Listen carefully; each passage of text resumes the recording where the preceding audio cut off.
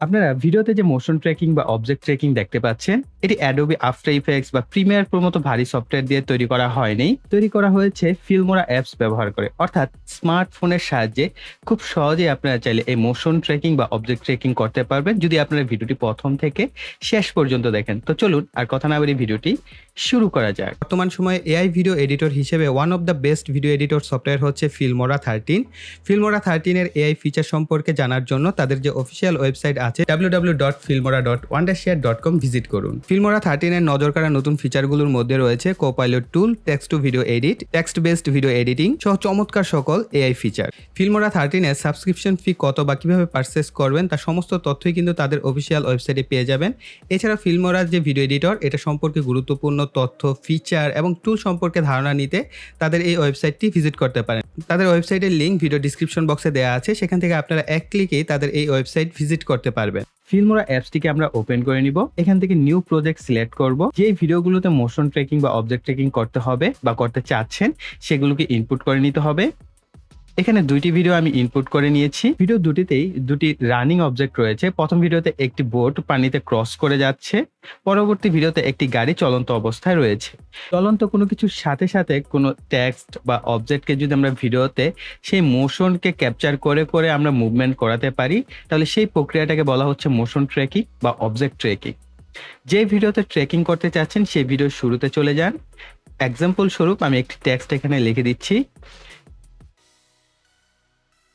টেক্সটটি সাবজেক্টের সাথে অ্যাডজাস্ট করে নিন।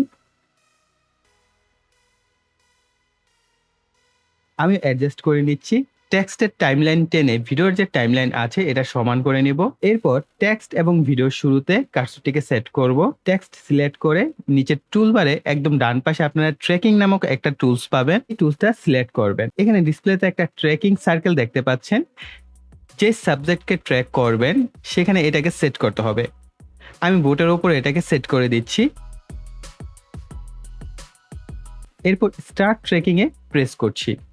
অটোমেটিক্যালি ট্র্যাকিং শুরু হবে। খেয়াল করে দেখুন, ট্র্যাকিং হচ্ছে কিন্তু পারফেক্টলি হচ্ছে না, কিছুটা আগে পিছে হচ্ছে বা অনেকটা ডিস্টেন্স নিয়ে করছে। এটা সমাধান আমার কাছে আছে। আমরা আবার টাইমলাইনের শুরুতে চলে যাব। এরপর ট্র্যাক টুলে আবার যাব। এখানে ট্র্যাকিং সার্কেলটাকে ছোট করে সাবজেক্টের কোনো একটা পয়েন্টে সেট করবেন। আমিও ঠিক একইভাবে কোনো একটা পয়েন্টে সেট করে দিচ্ছি। এরপর স্টার্ট ট্র্যাকিং এ সিলেক্ট করব। এখন দেখেন আমাদের যে কতটা পারফেক্ট ভাবে ট্র্যাকিং হচ্ছে এবং খুবই অ্যাডভান্স লেভেলের ট্র্যাকিং এর মতো হচ্ছে। একইভাবে আমাদের গাড়ির যে ভিডিওটা আছে সেটার মধ্যে আমরা একটা টেক্সট জুড়ে দিয়ে ট্র্যাকিং করার চেষ্টা করব।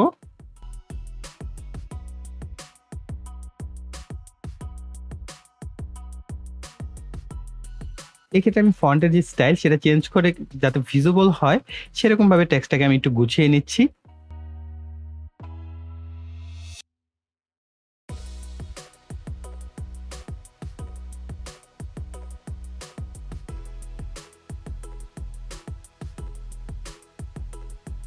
দেখেন টেক্সটটা কত সুন্দরভাবে গাড়িটাকে ট্র্যাক করছে এবং খুব সুন্দরভাবে কিন্তু মুভমেন্টগুলো হচ্ছে। অথচ এই কাজগুলো কিছুদিন আগেও কম্পিউটার ছাড়া করা কোনোভাবেই সম্ভব ছিল না।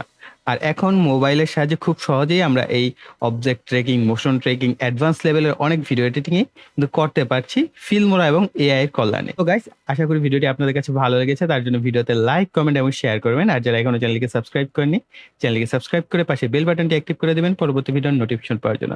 সো এই বলে এখানে বিদায় নিব। সকালে ভালো থাকবেন, সুস্থ থাকবেন। টাটা।